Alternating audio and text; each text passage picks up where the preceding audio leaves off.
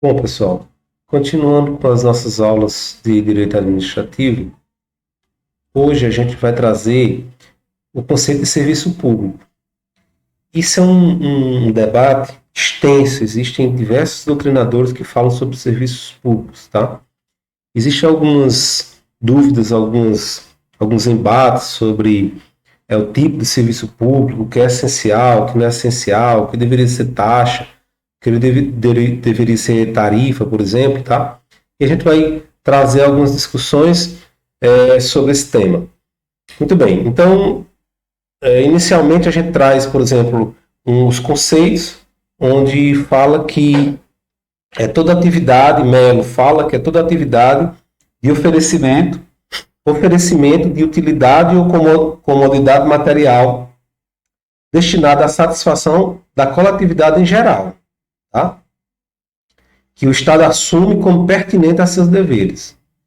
Já a Zanella diz o seguinte: é a atividade que a lei atribui ao Estado para que exerça diretamente ou por meio de delegados. Nós já falamos sobre essa história de delegado. Delegados são aquelas pessoas delegadas de um serviço, tá? Com o objetivo de satisfazer concretamente as necessidades coletivas, sob regime jurídico total ou parcialmente público. Tá? Então, inicialmente, é interessante a gente ver qual é a diferença. O setor privado e o setor público, a atividade do setor privado e a atividade do setor público.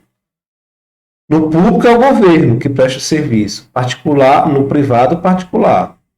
Os espaços públicos são praças, hospitais, escolas, os espaços privados, casa, residência, shopping. Serviço público, coleta de lixo, transporte, ensino. Serviço privado, academia, ginástica, pet, cinema, entre outros, tá? Então a gente vai perceber que, por exemplo, o ensino, a saúde, apesar de existirem escolas particulares, mas ela é uma atividade pública, ok? A gente vai ver isso um pouco mais na frente. A gente vê também aqui que o modo de prestação, quem é o titular e a forma de prestar esse serviço. Os serviços públicos são de titularidade do poder público, por suas entidades estatais. Né? O seu exercício pode ser feito por ele mesmo ou por pessoas transferindo essa atividade para outras pessoas jurídicas. Tá? Então, o entendimento é de que pessoas jurídicas do direito público são, por exemplo, as autarquias, via de regra, as fundações. Pessoas jurídicas de direito privado são empresas públicas, sociedade de economia mista. Então, a diferença é de que, apesar das duas serem do setor público, essas desenvolvem atividades que podem ser ditas de não essenciais, como, por exemplo, atividades financeiras, né? Como a Caixa Econômica e o Banco do Brasil. E a execução desse serviço ele pode ser de forma direta ou de forma descentralizada. Tá? A gente vai ver isso nos próximos slides. Qual é a diferença de forma direta e de forma indireta? Bom, quanto à execução, ela pode ser de forma direta ou indireta. Qual é a diferença? Diretamente, ocorre sempre que o poder público emprega seus meios próprios para prestar o serviço, né? Por intermédio das pessoas jurídicas de direito público ou do direito privado. A execução indireta ocorre sempre quando o poder público concede à pessoa ou às pessoas físicas, né, estranhas, à entidade estatal a possibilidade de virem a executar os serviços, como ocorre com as concessões, permissões e autorizações. Então é interessante a gente compreender esse conceito de centralização, descentralização e desconcentração. São conceitos que confundem muito. Mas vamos ver se dá certo a gente entender aqui. Centralizar ocorre quando a União, os municípios, por exemplo, exercem diretamente, né, as suas atividades. Exemplo, através do Ministério da Educação, através da Secretaria de Saúde. Né? Então, ele centraliza. Ele descentraliza, ou seja, ele vai desenvolver uma atividade de forma indireta, tá? Quando esses entes, a União, os estados e os municípios, eles transferem a outra pessoa, que pode ser do setor público ou do setor privado, o exercício da atividade. E vai ser de duas formas. Ou através de outorga, transferência, por meio de lei, ou através de delegação, que é por meio de ato ou contrato. Tá? Então, exemplo, né, da administração por outorga ou por lei é quando desenvolve, por exemplo, atividades de forma indireta, autarquias, fundação, sociedade de economia mista, quando ele desenvolve uma atividade, por exemplo, do setor financeiro através dos bancos, Banco do Brasil e Caixa Econômica, ele está desenvolvendo, ele está outorgando, tá, através de lei, um serviço público, né? Quando o Estado cria uma universidade, a Universidade Regional do Cariri é uma fundação, né, do setor do poder executivo, que deve desenvolver a educação. Então, ele faz de forma indireta, através dessas fundações. E a delegação é quando ele concede, quando ele permite, né?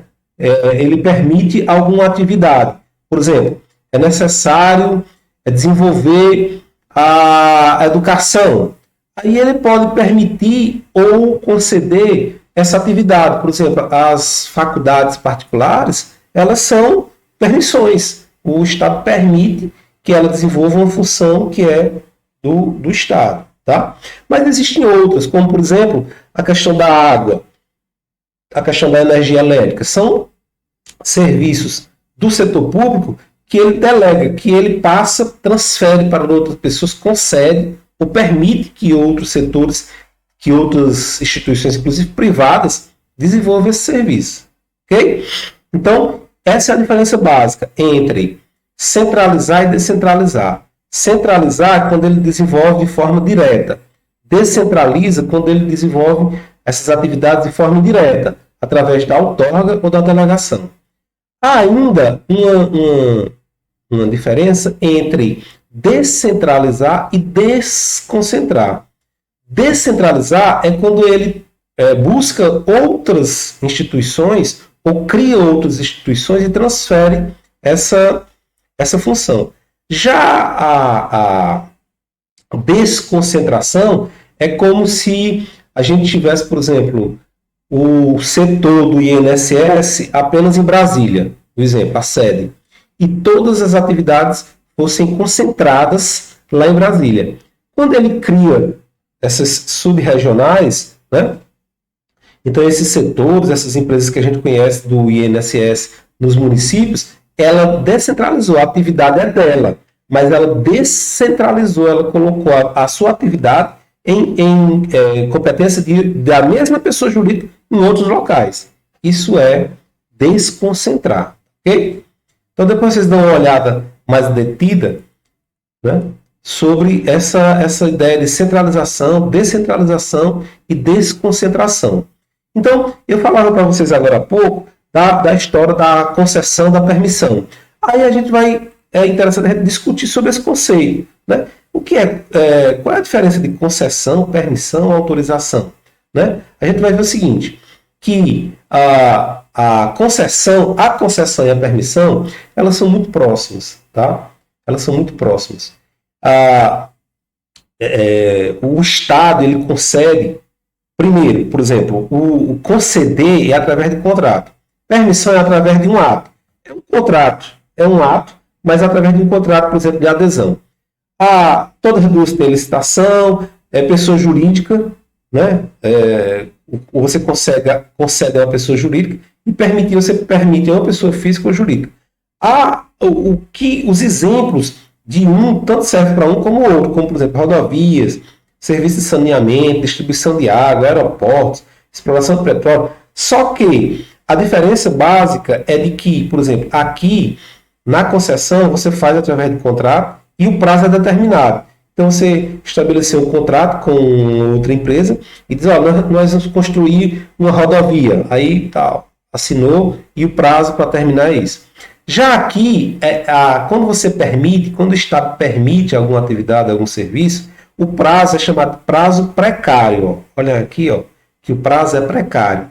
Além de ser um ato, né, da administração, que pode ser representado por um contrato de adesão, como está dizendo aqui, mas é um ato da administração, o interesse da administração, que diz o seguinte, que o prazo é precário, ou seja, eu estou concedendo para você, eu estou permitindo para você, mas eu posso encerrar esse prazo na hora que eu quiser, na hora que for interesse do setor público, tá? Do Estado, ok? Então, essa é a diferença básica. Vejam que os exemplos, eles podem ser o mesmo, tá?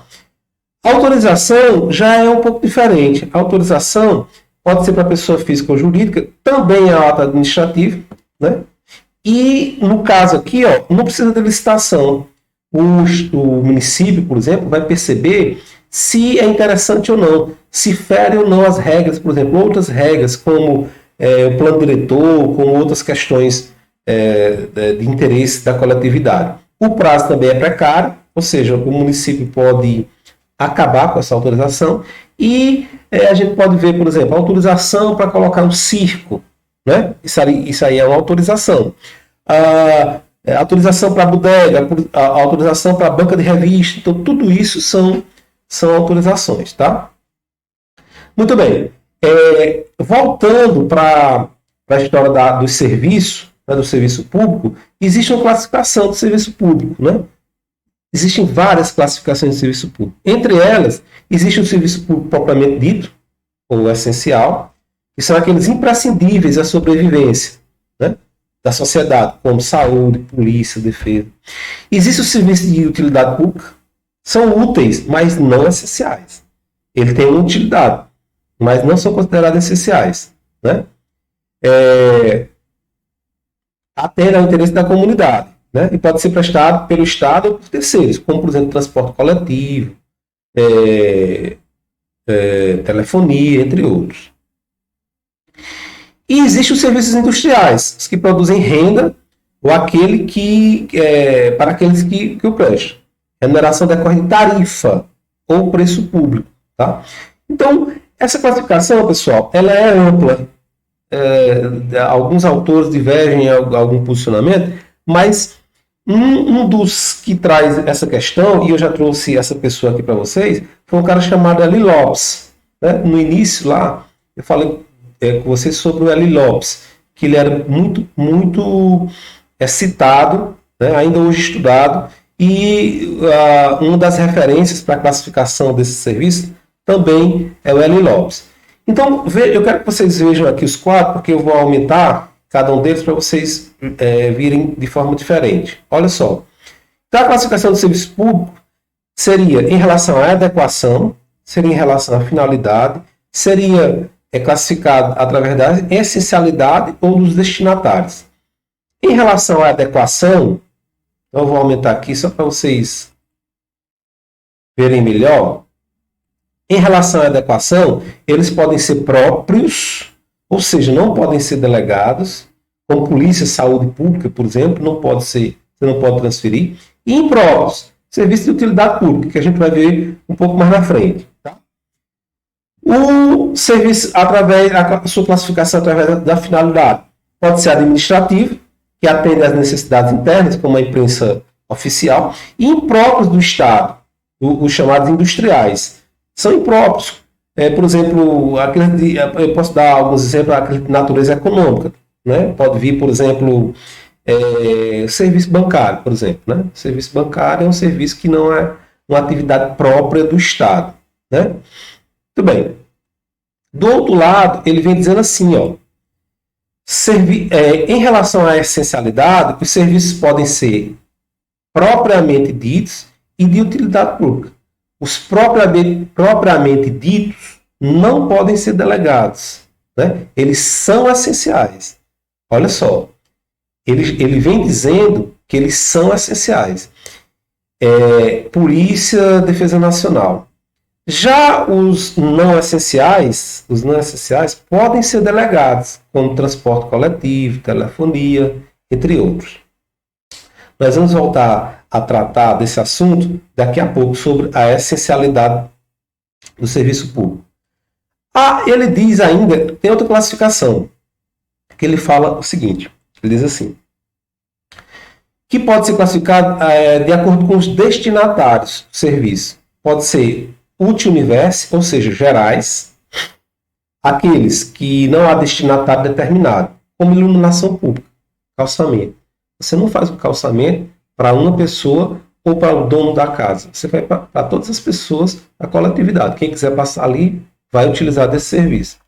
Mas existem os serviços públicos chamados utsinguli ou individuais, tá? Onde há um destinatário determinado.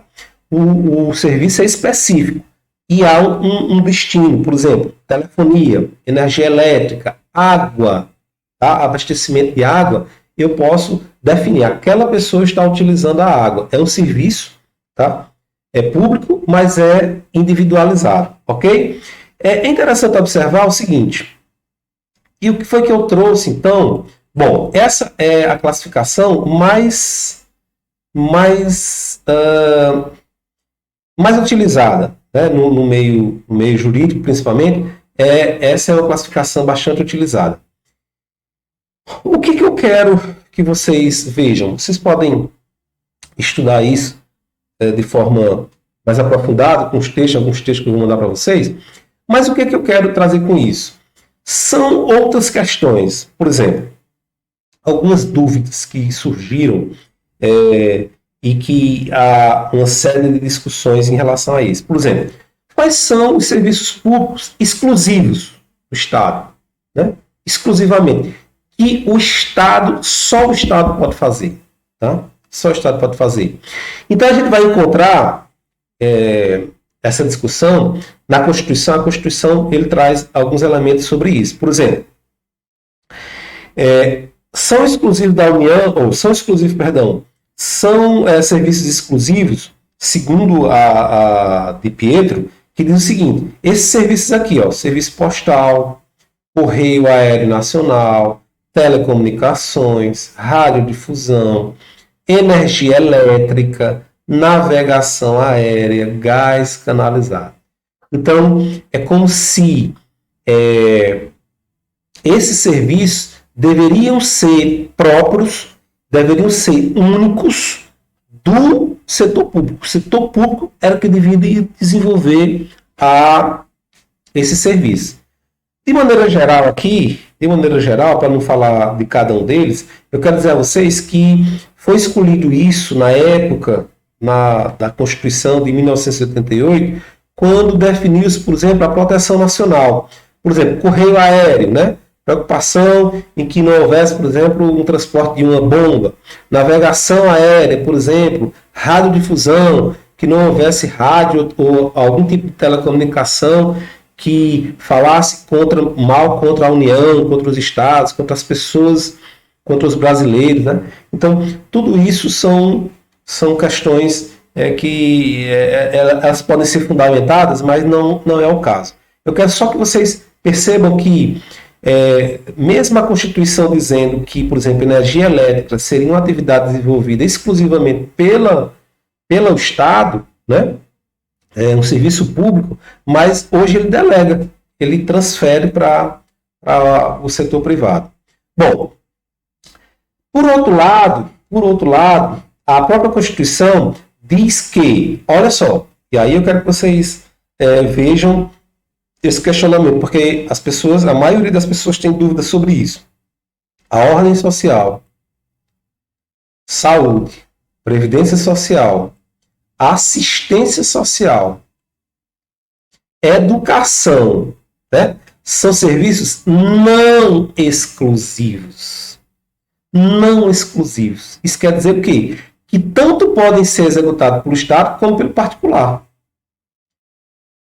Então, olha só, na cabeça da gente, apesar de educação ser um serviço público, mas ela vai dizer que ele é não exclusivo.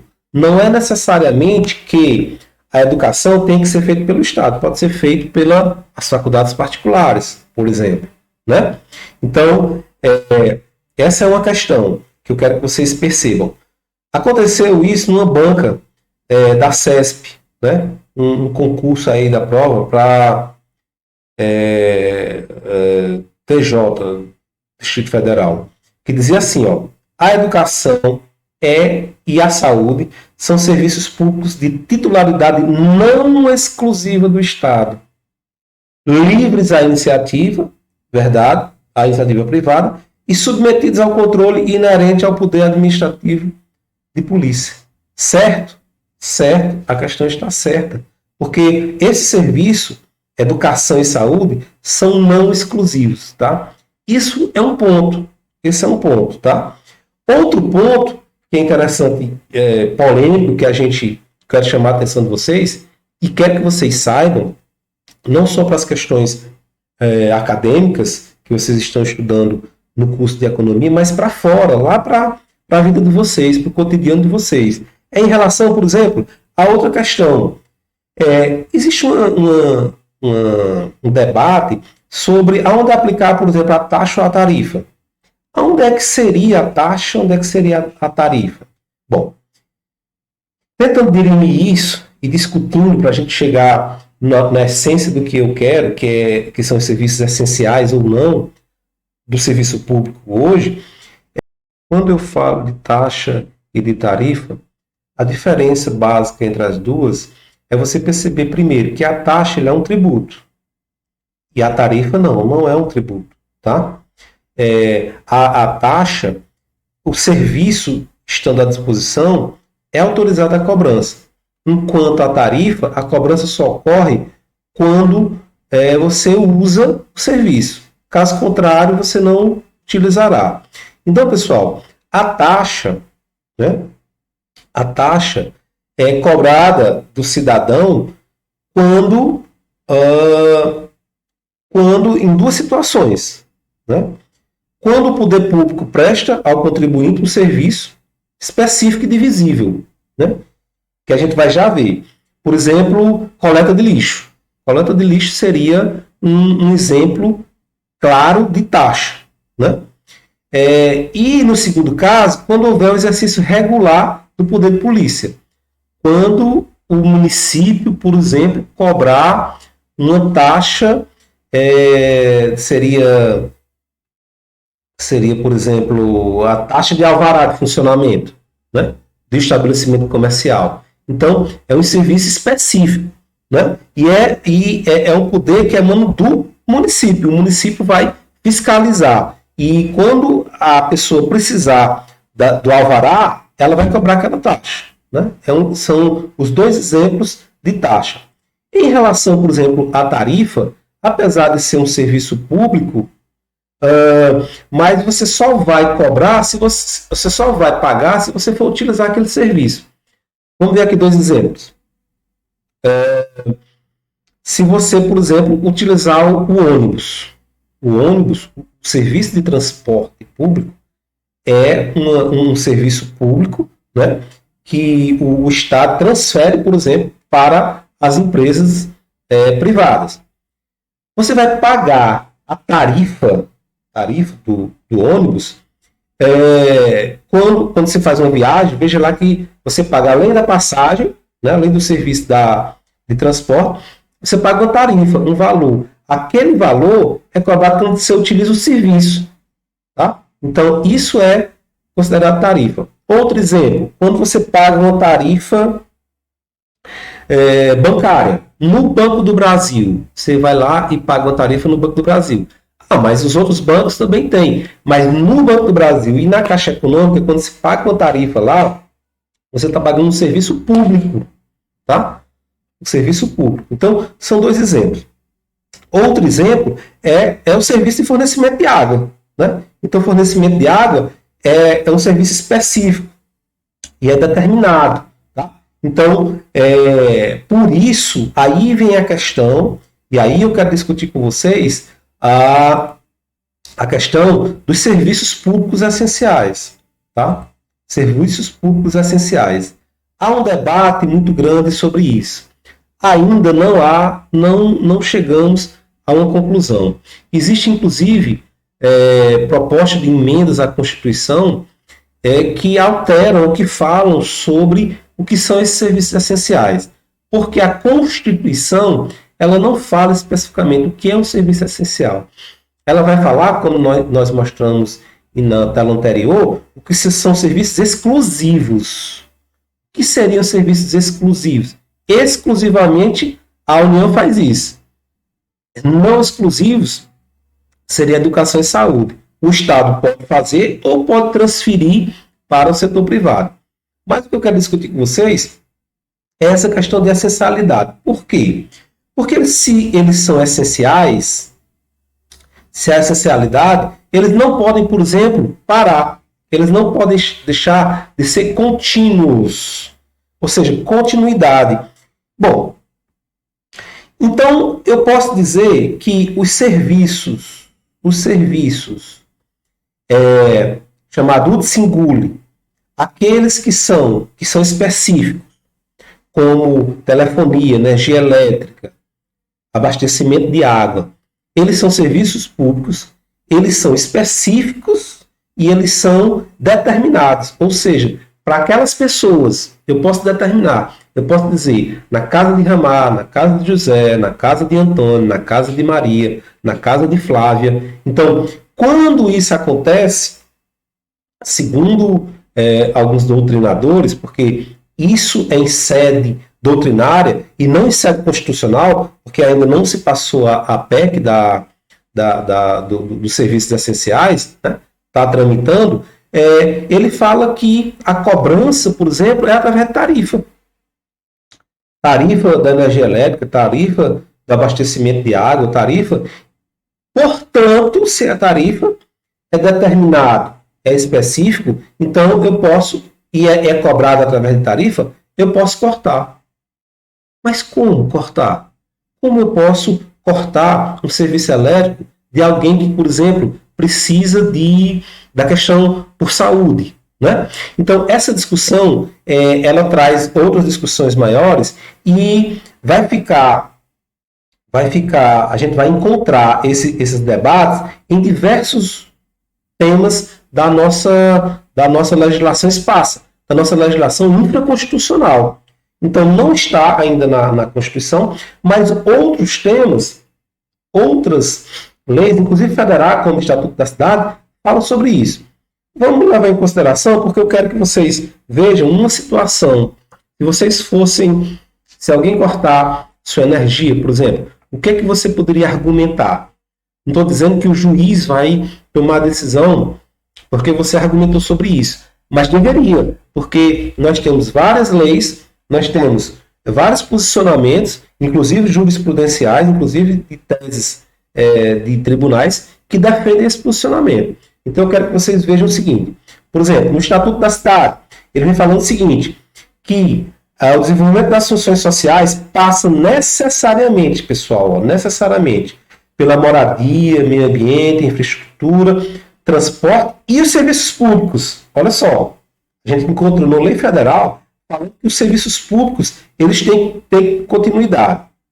Bom, a gente vai encontrar aqui ainda no Código de Defesa do Consumidor, no CDC, Lei 8.078, dizendo o seguinte, que os serviços públicos eles têm que ser adequados, seguros e contínuos. Contínuos. Então, eles não podem parar.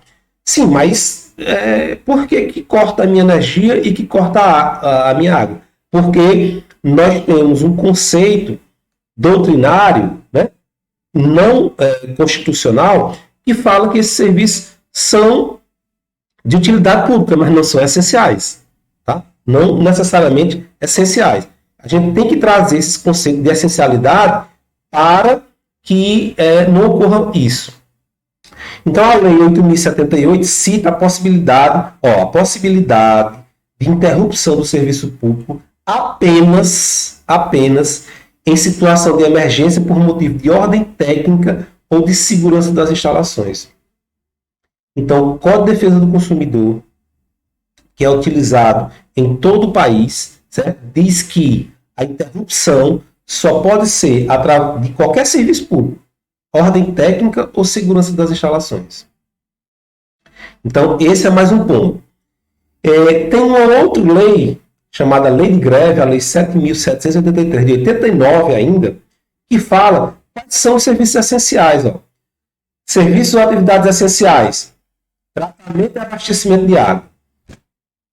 produção e distribuição de energia elétrica, gás e combustíveis, entre outros, assistência médica, merat, transporte coletivo. Então, se eles são essenciais, pessoal, eles não deveriam ser cortados por inadimplemento ou por qualquer outro motivo. Bom, sim, mas essa classificação tem gente que concorda e tem gente que discorda, mas a gente tem que lutar para que isso mude.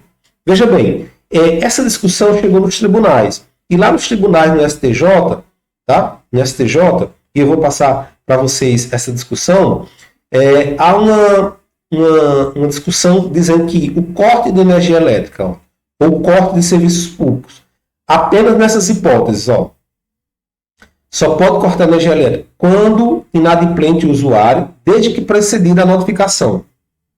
Ok. Por razões de ordem técnica ou segurança das instalações. Ok. Quando inadimplente a pessoa jurídica do direito público, desde que precedida de notificação e a interrupção não atinja questões de serviços indispensáveis à população. Ok. Desde que recaia sobre o imóvel que originou o débito e não sobre outra unidade de consumo do usuário. Ou seja,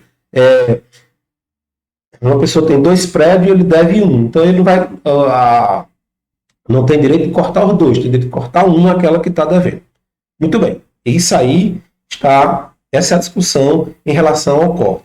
Mas o que não pode, aí é que eu quero que vocês me compreendam, aí é que eu quero que vocês argumentem, que se ocorrer algo parecido, vocês busquem essa justificativa. Olha só, é ilegítimo ou são ilegítimos quando o corte de fornecimento de energia elétrica, quando puder afetar o direito à saúde e à integridade física do usuário. Então, se você tem uma pessoa doente em casa, não pode, mesmo com inadimplemento, não pode cortar. É ilegítimo. O corte de fornecimento de serviços essenciais quando inadimplente unidade de saúde, por exemplo, os hospitais. Né? Isso é lógico, não pode.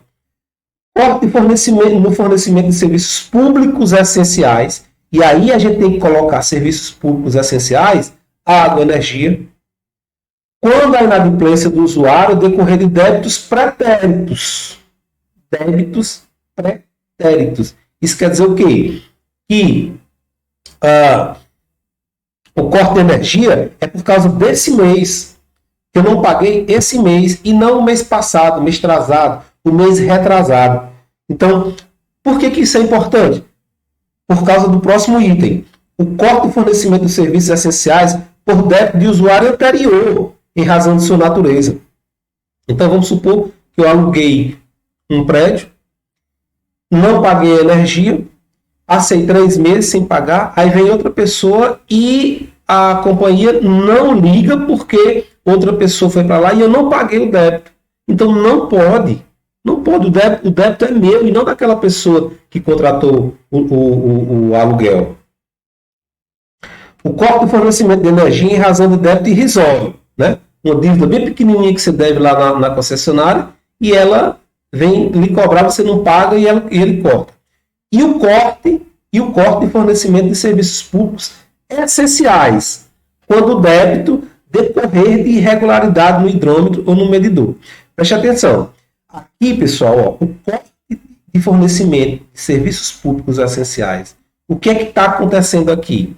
O STJ está entendendo que se energia elétrica e água forem serviços essenciais, tá? Não pode haver esse corte por inadimplemento.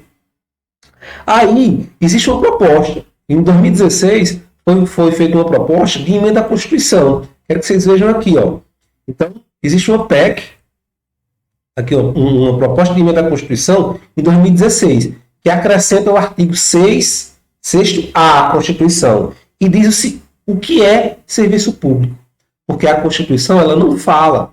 E a gente precisa, é interessante que isso passe. Eu quero que vocês percebam isso, para a gente lutar por isso, para a gente buscar que isso aconteça. Então, olha só, aqui no artigo 6º da Constituição A, seria serviços públicos essenciais à saúde, à educação, ao transporte, à segurança, o fornecimento de energia elétrica, água e telefonia, a captação e o tratamento de esgoto e lixo, a compensação bancária, a administração da justiça, o serviço funerário, o controle de tráfego marítimo e aéreo. Então, se houver um corte de energia, vocês têm um bocado de argumentos. Ah, mas o juiz pode não entender por conta de... Só se for uma questão doutrinária. Mas existem diversos elementos, como o Estatuto da Cidade, como o Código de Defesa do Consumidor, como a lei de greve, todos eles dizendo que esses são serviços essenciais. Né? Vocês poderiam, se vocês fossem... Vocês não são advogados, mas vocês podem instruir, inclusive os advogados de vocês, de que existem essas leis que falam sobre esses serviços como serviços essenciais. Tudo bem? Então, eu deixo vocês por aqui. Eu vou fazer uma atividade nesse sentido, tá? Sobre se acontecer algo parecido, como é que você poderia argumentar para se defender em relação a essas questões, ok? Por enquanto, um abraço e até a próxima.